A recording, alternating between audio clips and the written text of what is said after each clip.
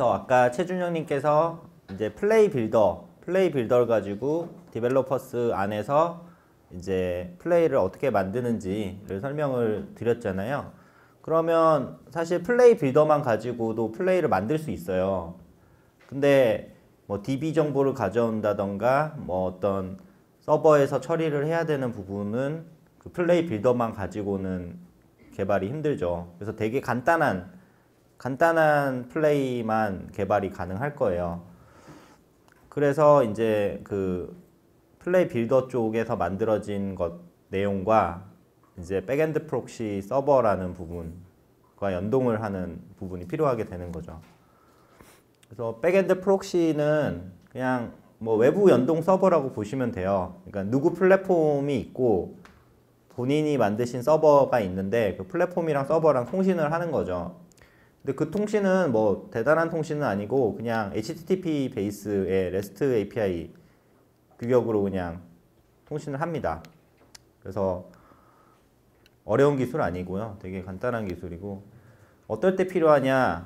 그 아까 준영님이 액션이 이제 응답을 하게 될 때 뭐 파라메터라는 거를 만든다고 했잖아요. 파라메터를 이제 외부 서버에서 주는 경우가 있을 수 있겠죠. 예를 들어 날씨 상태를 알려면 그 뭐 기상청 API나 뭐 웨더 그쪽 API를 찔러 가지고 그 어느 지역에 언제 시점에 날씨 상태를 얻어와야 되잖아요. 그래서 파라미터로 넘겨줘야 되는데 그때 백엔드 프록시랑 연동이 돼야 되는 거죠.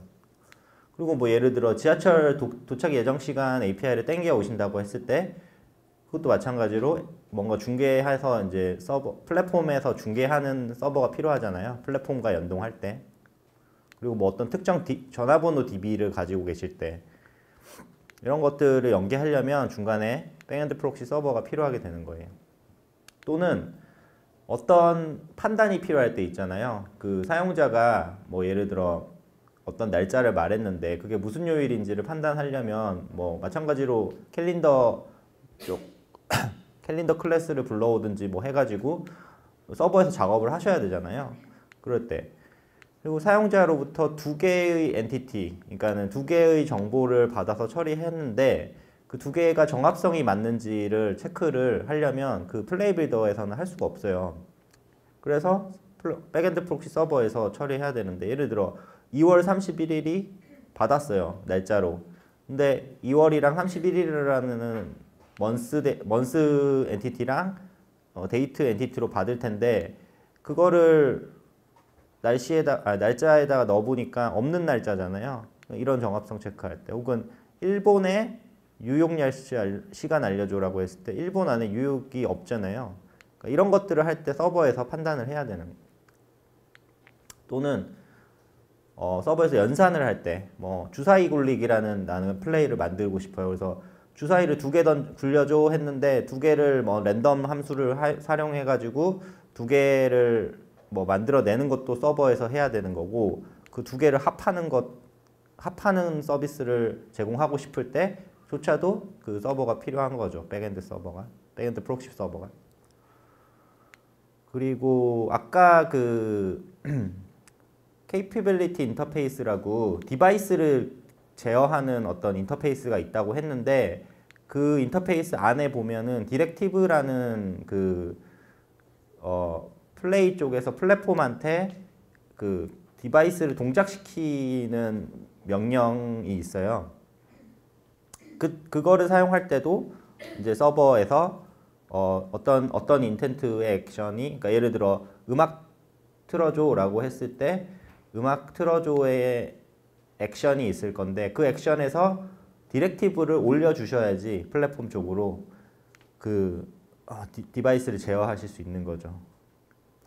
그리고 뭐 예외 사항에 대해서 판단이 필요할 때 아까 뭐 예외 처리한다고 준영님께서 말씀 주셨는데 그 예외를 판단하는 거는 일단은 이 서버에서 하셔야 되기 때문에 뭐 콘텐츠 서버, 뭐 CP나 오픈 API 서버가 장애가 났을 때 혹은 그 사용자가 요청을 한 게 범위를 벗어났을 때, 뭐 이런 경우에 이제 이 백엔드 프록시가 없으면 처리를 못 하겠죠.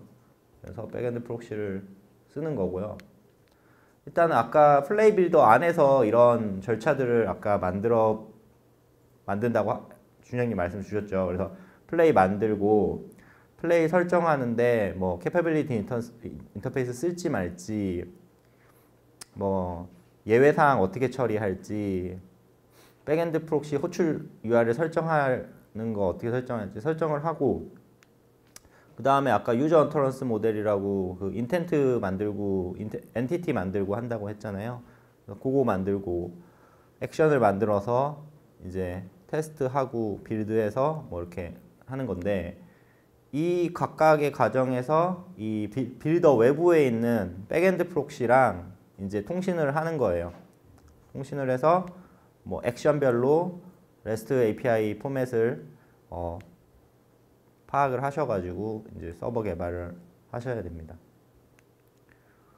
일단 개발 순서를 보면 이 플레이를 개발할 때 백엔드 프록시 서버를 구축하셔야죠. 그 서버는 그냥 REST API 처리할 수 있는 웹 서버면 돼요. 개발 언어는 제한이 없어서 뭐 노드 쓰셔도 되고, 뭐 자바 쓰셔도 되고, 뭐 그러니까 HTTP를 처리할 수 있는 웹 서버면 다 됩니다. 그래서 이거에 대한 그 자세한 내용은 뭐 다음 장에도 말씀드리겠지만, 이 저희 디벨로퍼스 문서가 보면 이 스펙 문서가 있어요. 그래서 그거 보시면 되고, 그 다음에 이제 백엔드 프록시 서버를 이 플레이랑 연결해야 될 거잖아요. 그래서 아까 준영님이 잠깐 보여주셨는데, 그 빌더 들어가 보면 그 제너럴한데 외부 연결 정보 페이지에서 이거 웹 URL 입력하면 돼요. 근데 입력할 때 HTTP만 입력하셔도 되고, 뭐 SSL 인증서가 있으시면 HTTPS까지 하면 좋죠. 그리고 아까 만약에 이 서버랑 통신이 실패하면 아무것도 못 하잖아요. 서비스를 제공할 수가 없으니까 이때 이때 연결 실패할 때 프롬프트를 또 입력하면 돼요. 이것도 마찬가지로 그 문서에 좀 자세하게 나와 있고요. 이 페이지인데 예, 여기 보시면은 웹 URL이 뭐 이런 식으로 어떤 웹훅 주소가 제가 넣어놓은 거고, 이 서버 자체가 다운됐을 때 이런 식으로 이제 프롬프트가 나가게 되는 거죠. 그 다음에 해야 될 게 이제 플레이 개발자, 그러니까 어떻게 보면 기획자에 가까우신 분이죠. 플레이 빌더에서 플레이를 어떻게 이렇게 모델을 만들고 뭐 이렇게 하는 분과 백엔드 프록시 개발자는 서로 이렇게 가까이 논의를 해야 돼요. 혹은 이게 두 롤을 같이 하시는 분도 있겠죠. 1인 개발자라고 하시면. 일단은 그 어떤 어터런스 파라미터를 정의했는지 그 플레이 빌더 안에서 플레이 기획자가 정의하였고, 그 어터런스 파라미터에는 어떤 값이 전달될 가능성이 있는지를 서로 이렇게 얘기를 해야 돼요. 예를 들어 어터런스 파라미터라고 하면 내일 날씨가 어때? 내일 삼성동 날씨가 어때? 라고 했을 때 내일이라는 정보랑 그 삼성동이라는 정보가 이 어터런스 파라미터, 그 사용자 표현에 있는 파라미터라고 해서 그거 어터런스 파라미터에 속할 수 있는 거죠. 그래서 그 동 정보가 넘어갈 수도 있을 거고, 혹은 뭐 구 정보가 넘어갈 수도 있어. 또는 뭐 일주일 뒤 날짜가 넘어갈 수도 있고, 뭐 오늘 날짜가 넘어갈 수도 있어. 뭐 이런 식으로 이제 개발자분이랑 기획자분이랑 얘기를 하는 거죠. 그다음에 그 엔티티를 아까 준영님이 잠깐 말씀해 주셨을 텐데, 엔티티를 그 대표값을 입력할 수가 있어요. 엔티티에. 그래서 예를 들어 저희 나라 단어가 특히나 요즘에는 축약어 많이 쓰잖아요. 뭐 예를 들어 존마탱이 JMT로도 많이 쓰이잖아요. 그럼 뭐 JMT라고 사람들이 말해도 우리는 존마탱이 대표값이다 라고 그 지정을 할 수 있어요. 플레이 빌더에서. 그래서 그러면은 사용자가 JMT라고 발화를 해도 존마탱으로 서버에 넘어갑니다. 그래서 그 대표값이 이 백엔드 프록시 서버에 넘어갈 거기 때문에 그 대표값에 대해서도 개발자분에게 알려줘야겠죠. 그 다음에 이 어터런스 파라미터는 플레이 빌더에서 정의해 놓은 거고 그 사용자 발화 안에 있는 파라미터가 넘어가는 케이스인데 그걸 가지고 백엔드 프록시에서 다시 추가적인 파라미터를 생성해서 넘겨줄 수 있단 말이죠. 플랫폼 쪽으로. 그거를 백엔드 파라미터라고 하고 그 파라미터에는 어떤 값이 담기는지도 서로 논의를 해야 돼요. 그러니까는 아까 2 더하기 주사위를 두 개 던졌을 때 2와 3이 뭐 합을 내가 넘겨줄게 라고 서버 개발자가 백엔드 파라미터를 sum이라는 파라미터로 넘겨줄게. 그러면은 너는 기획자분은 그 빌더에서 sum이라는 파라미터를 쓸 수 있으세요 라고 서로 얘기를 하는 거죠. 그 다음에 이제 플레이를 만들어 가면서 이제 또 예외 사항들이 발생을 할 거예요. 그럴 때마다 이제 그 익셉션 코드를 개발자분께서 정의해 주시면 그 익셉션 코드를 가지고 플레이 빌더에서 그거에 맞는 코드가 이렇게 뭐 404 코드가 넘어왔으면 뭐 어떻게 뭐 200번 코드가 넘어왔으면 어떻게 그런 거를 이제 서로 논의를 하셔야 되죠. 그 다음에 캐퍼빌리티 인터페이스는 아까 말씀드렸던 것처럼 디바이스를 제어하는 인터페이스인데 어떤 인텐트, 어떤 의도에 내가 캐퍼빌리티 인터페이스를 허용하게 할 건데 그때 그러니까 인텐트로서 실제로는 액션이 내려가겠죠. 액션 값이 내려갈 텐데 그때 어떻게 디렉티브를 올려줄 건지 내보낼 것인지도 논의를 하셔야 돼요. 그래서 이게 이제 어떻게 보면은 개발자와 기획자 간에 뭐라 하죠? 인터페이싱 하는 거죠. 서로 그 규약을 논의하는 단계라고 보시면 되고 그 다음에 이걸 바탕으로 백엔드 프록시 아까 여기서 백엔드 프록시를 논의했었죠. 그럼 그거를 어떻게 활용할 건지와 그 예외 상황 프롬프트도 여기 아까 요거 예외 상황 정의했죠. 요거를 어떻게 프롬프트로 출력할 건지를 플레이 기획자분은 정의하시면 됩니다. 그래서 이런 스텝으로 진행을 하면 되고요. 백엔드 프록시 서버는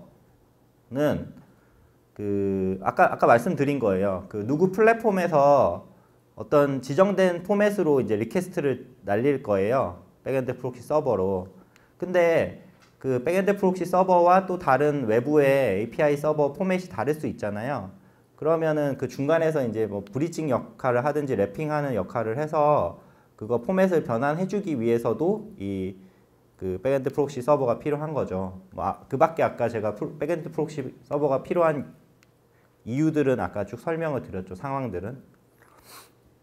그런데 지금 안타깝게도 누구 플랫폼에서는 그 백엔드 프록시를 구축할 수 있는 클라우드 환경을 제공해드리지 않고 있어요. 그래서 플레이를 개발하는 곳에서 직접 서버를 물리 서버를 한 대 두시거나 아니면 클라우드 서비스를 이용해야 할 것 같아요. 그래서 뭐 대부분 개발자시니까 잘 아시겠지만 이번에 공모전을 하실 때도 뭐 팁을 드리면 뭐 AWS는 가입하시면 그 1년 정도 그 미니멈 마이크로 서버인가요? 그거 좀 쓸 수 있는 걸로 알고 있고 만약에 그것도 좀 불편하다고 하시면 제가 알기로는 그 네이버 클라우드 서비스라고 있어요. ncloud.com 거기 들어가시면은 가입만 하시면은 1년 동안 그 클라우드 서비스 무료로 제공해드려요. 그래서 제가 네이버에 한 8년 있다가 작년에 SK텔레콤을 왔거든요. 그래서 뭐 저는 추천을 드리는데 아마 조금 큰 기업들이나 스타트업들은 AWS를 아마 선호하실 거고 지금 여기 오신 학생분들이나 뭐 개인 자격이신 분들은 특별히 클라우드 서비스가 없으시다면 네이버 클라우드 서비스 한번 가입하시고 제가 아마 다음번 실전이나 실습할 때는 아마 요거 네이버 클라우드 기준으로 좀 설명을 많이 드릴 거예요. 서버라는 건 다 똑같잖아요. 뭐 어떤 어떤 서비스를 쓰면 편하긴 한데 저희가 지금 이 구현할 거는 웹 서버 정도 수준이라서 뭐 AWS의 뭐 스토리지, 그러니까 AWS의 서버와 스토리지만 쓰면 되고 다른 데는 그냥 그게 패키징으로 된 것들이 있기 때문에 복잡하지는 않을 것 같습니다. 그래서 이거는 개념도인데 인텐트랑 엔티티를 이렇게 정의를 해서 그게 이제 대화 관리자 아까 준영님이 뭐 트리 구조 뭐 이렇게 말씀을 주셨잖아요. 그래서 뭐 트리 구조에 이제 마지막에서 액션이 수행이 돼서 이제 이 백엔드 프록시한테 이제 넘겨주는 리퀘스트 하는 과정이 있을 텐데 그때 이제 이렇게 이쪽이 이제 누구 플랫폼이죠. 누구 플랫폼이고 이쪽이 백엔드 프록시인데 이쪽으로 이제 넘어가게 되는 거죠, 리퀘스트가. 그러면은 리스판스를 주시면 되는 거예요. 이 규격은 다음 장에 나올 거라서 설명을 드리고 백엔드 프록시 API 규격은 이제 굵직하게 보면 이렇게 넘겨드려요. 이렇게 리퀘스트로 날아가는데 이거를 리퀘스트를 주면은 이제 서버에서 처리해가지고 적절한 정보를 리스판스를 해주시면 되는 거예요. 그러니까 리퀘스트, 리스판스. 일단은 액션 이름이 같이 날아갈 거예요. 그래서 어떤 액션이 백엔드 프록시를 호출했는지를 이걸 가지고 확인하시면 되고 파라미터는 이제 플레이 빌더에서 이제 파라미터를 정의를 하실 텐데 어터런스 파라미터는 사용자가 실제로 말했을 때 포함된 엔티티나 그게 정규화된 값이 value라는 이 필드로 넘어가요. 그러니까 아까 말씀드린 것처럼 뭐 JMT는 존마탱으로 바뀔 것이고 그냥 뭐 삼성동이나 뭐 명동은 그냥 이제 명동으로 넘어갈 거죠. 그다음에 백엔드 파라미터는 아까 말씀드린 것처럼 백엔드에서 새로 생성해서 플랫폼으로 주는 파라미터인 거예요. 그래서 밸류에 담아서 플레이로 전달될 그 파라미터로 최초에 이걸 만약에 플레이 빌더에서 선언을 해놓으면 널로 넘어갈 거예요. 처음에는 그렇게 넘어갈 거고 거기 값을 채우셔가지고 다시 리스판스를 주시면 돼요. 그리고 컨텍스트 정보는 이제 사용자 식별 토큰이라 디바이스 상태 정보 같은 것들이 이제 리얼타임으로 내려갈 거고 이벤트는 아까 디렉티브라는 게 있다고 말씀드렸잖아요. 이 디렉티브는 디바이스를 이제 동작시키기 위한 명령인데 이벤트는 뭐냐면 동작을 시키라고 이제 리스판스를 날리면 동작했다고 이제 결과값 같은 거를 이벤트로 주거나 이제 디바이스에서 자체적으로 발생한 정보를 이제 이벤트 정보라고 합니다. 그래서 이런 것들이 이제 리퀘스트에 담겨서 넘어갈 거예요. 아까 REST API가 어떻게 호출되는지 호출 URL이 어떻게 생성되냐면 여기 플레이 빌더에 아까 외부 정보 서버에 웹 URL 입력했다고 했잖아요. 여기에 뭐 IP든 도메인이든 입력을 하실 거고 그거랑 이제 플레이 빌더의 액션 정의하셨던 액션의 액션 네임이랑 이제 조합이 돼서 넘어가요. 그래서 예를 들어서 이게 웹 URL이고 액션 이름이 플레이 뮤직이라고 하면 REST API 호출되는 REST API URL은 요거에다가 뒤에 이거 네임스페이스라고 하나요? 이거 디렉토리로 이제 붙어가지고 이렇게 요 URL 호출이 돼요. 어떤 액션이 수행되길 원했을 때 이렇게 되는 거고. 이게 이제 리퀘스트 바디의 스택인데 뭐 제이슨 구조로 되어 있고요. 뭐 버전 이런 게 있고 제일 중요한 게 여기 액션. 여기에 이제 제가 계속 말하는 게 액션 네임이라는 게 여기 스트링으로 담겨서 여기 액션 네임이라는 게 현재 요청하는 액션 이름.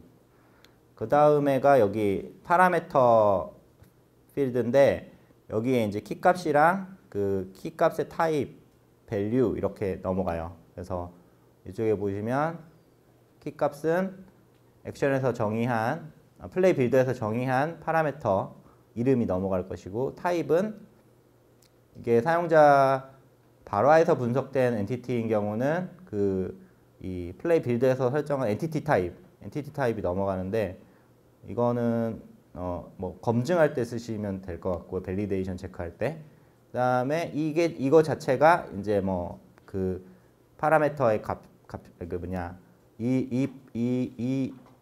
그 뭐냐 파라미터의 밸류인 거죠. 그래서 예를 들어 이거를 내가 로케이션이라고 키 값을 잡고 여기에 삼성동이 들어갈 수도 있는 거죠. 밸류에. 그리고 그 밑에는 뭐 아까 이벤트 잠깐 말씀드렸고 컨텍스트 관련된 거 이만큼 들어가요. 그래서 이 스펙 문서는 저기 개발자 문서에 자세하게 써 있으니까 보시면 될 것 같습니다. 그러면은 이제 리퀘스트 바디에 이제 어터런스 파라미터 스펙을 좀 보면요. 여기인 거죠. 여기 어터런스 파라미터 스펙을 보시면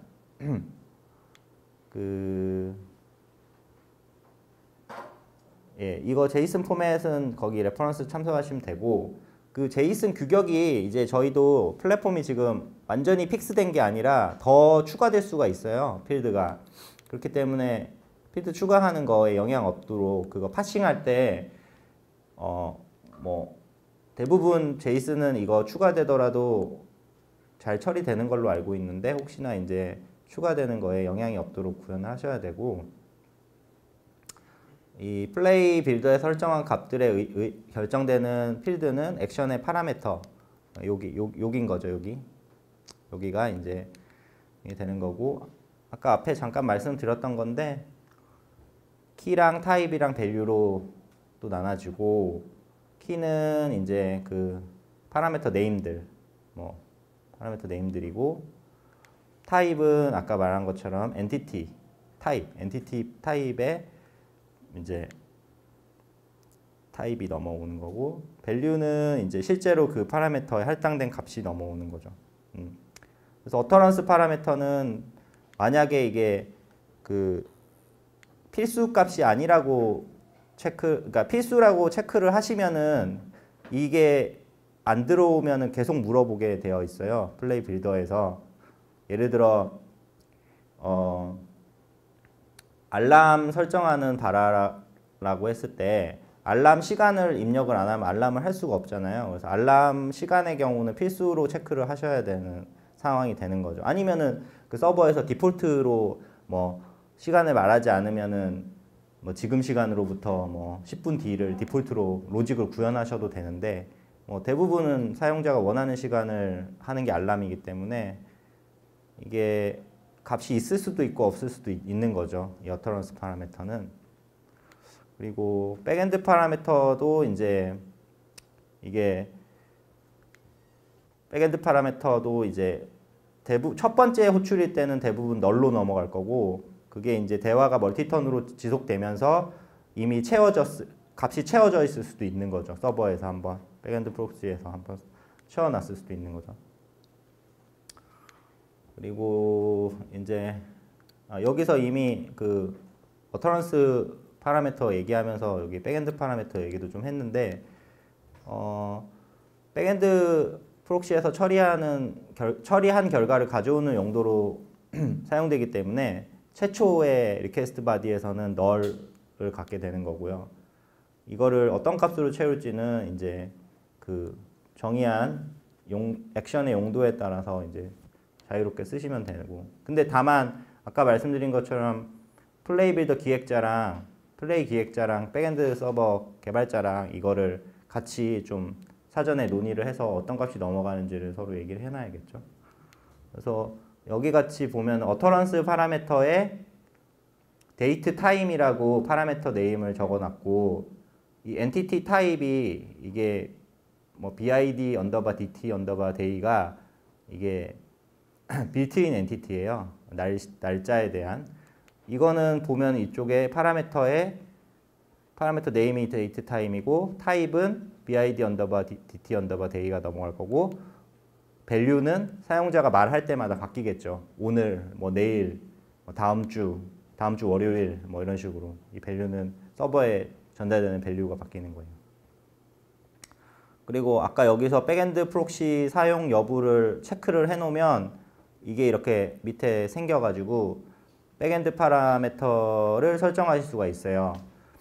그래서 파라미터 네임은 뭐 is valid time 그리고 여기다 메모에다가 이제 true나 false로 넣어주세요. 이 메모는 이제 서버 개발자분 보시라고 적어놓은 거예요, 기획자가.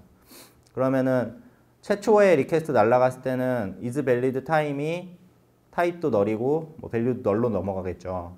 근데 이제 이거를 가지고 예를 들어 오늘이라는 거를 밸리데이션 체크를 해서 오늘은 이상이 없어 라고 하면은 그 리스판스 주실 때 요 is valid time에다가 true를 담으셔가지고 리스판스 해주시면 되는 거죠. 이거는 뭐 쓰시기 나름이에요. 그 개발자랑 기획자랑 논의하신 걸로.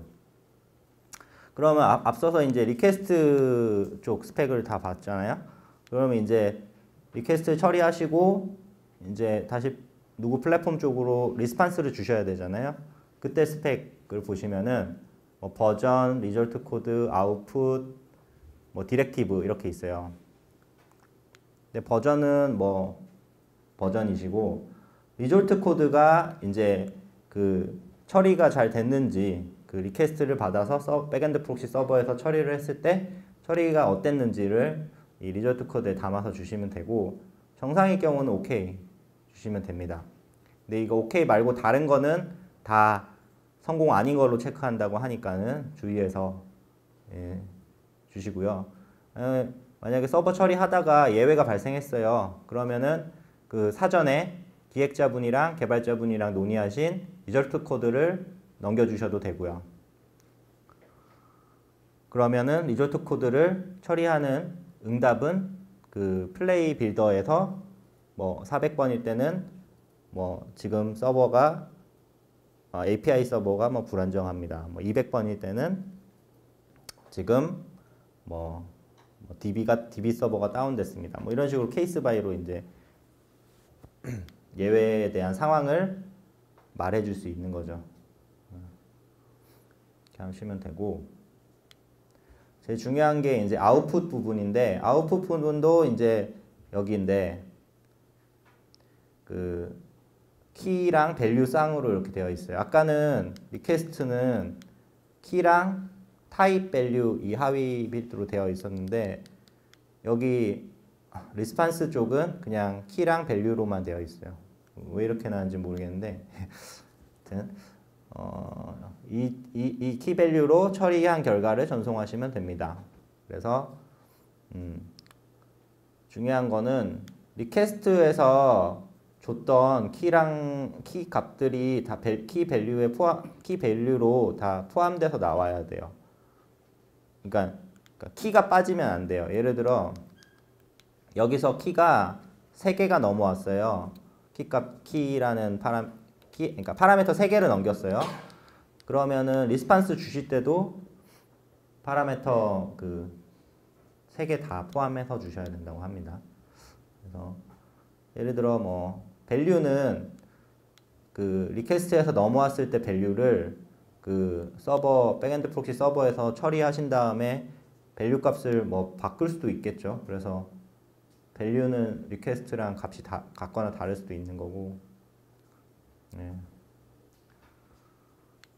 그 다음에 디렉티브는 아까 뭐라 그랬죠? 디바이스를 제어하는 부분에 대한 거라고 했죠. 그래서 이거는 특정 캐퍼빌리티 인터페이스를 지원하는 플레이에서 디렉티브를 전송하는 경우에 이 필드를 통해서 전송한다.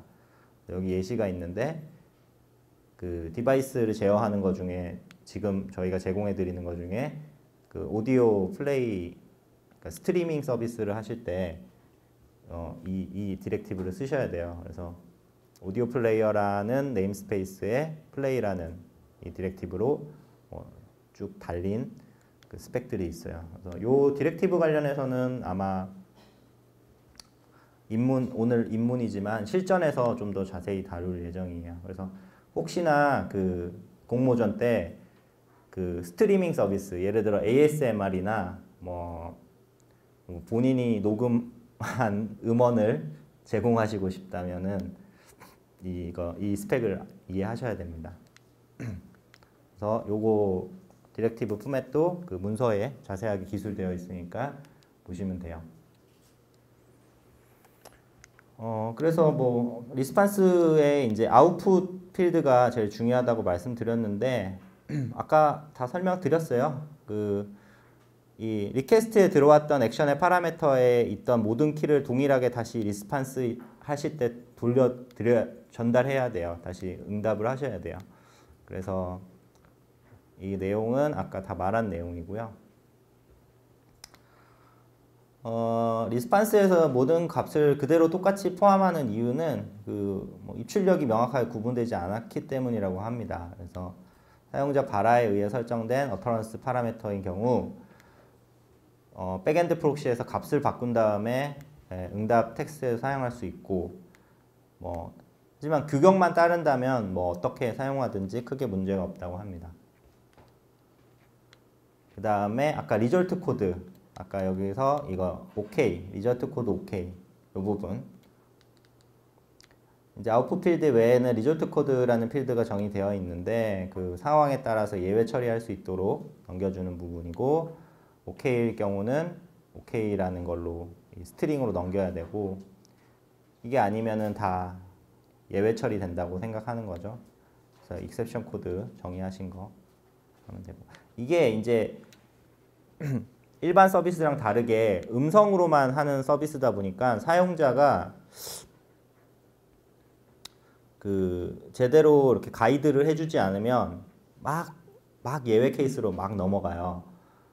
그렇기 때문에 이게 되게 어려운 음성 기반 서비스가 되게 어려운 부분이 그거 중에 하나가, 예전의 서비스들은 다 GUI가 있어가지고 뭐 웬만하면 다 예외 처리를 해놓을 수 있잖아요. 근데 사용자의 액션 자체가 되게 컨트롤할 수 없는 부분이 많기 때문에 이 예외 처리를 많이 좀 신경을 쓰셔야지 그 사용자도 서비스를 잘 쓸 수 있을 거라고 생각합니다. 그리고 아까 이 리스판스 바디 안에 디렉티브 스펙, 이거는 뭐 오늘은 간단하게 설명드리는데 아까 말씀드린 것처럼 캐퍼빌리티 인터페이스에서 정의한 디렉티브가 올 수 있고요. 예. 그리고 뭐 어떤 플레이가 캐퍼빌리티 인터페이스를 2개까지 지원한다 그러면 지금은 근데 2개가 전부예요. 하나가 오디오 플레이어, 또 하나가 디스플레이 인터페이스, 이렇게 2개만 있거든요. 근데 오디오 플레이어는 아까 말씀드린 것처럼 음원을 재생하거나 컨트롤할 때 쓰는 그 인터페이스고, 디스플레이도 지금의 디스플레이는 아까 제가 누구 네모라고 보이는 AI 스피커 사진 잠깐 보여드렸잖아요. 거기에 나오는 디스플레이는 아직까지 제어를 하실 수 없어요. 아직 인터페이스가 만들어지지 않아서 제어는 못 하는데, 그러면은 디스플레이는 뭐냐?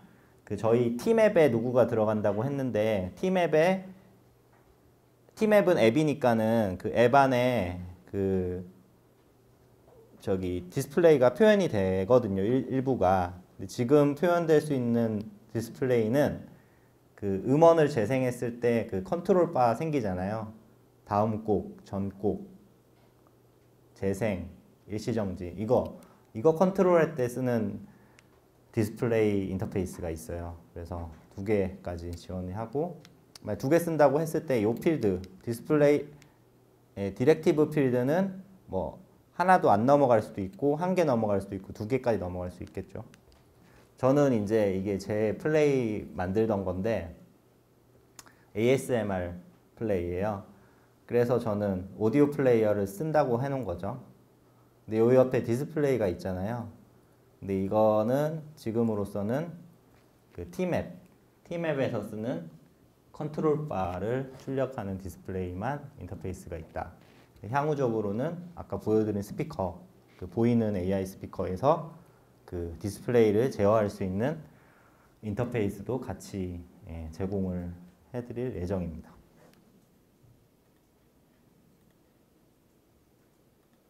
마지막으로 이 헬스 체크를 저희가 지속적으로 하거든요. 헬스 체크 스펙을 말씀을 드리는데, 이거 서비스 만약에 지금 뭐 공모전까지는 상관없어요. 공모전까지는 상관없는데, 공모전에 뭐 수상을 하셨거나 뭐 수상한 것과 여부와 상관없이 나는 내가 만든 플레이를 서비스하고 싶다고 하시면은 그 저희가 서비스 정상 여부를 확인하기 위해서 이 그 도메인이 아니라 웹 URL 뒤에 헬스 요거를 이제 주기적으로 찔러 봅니다.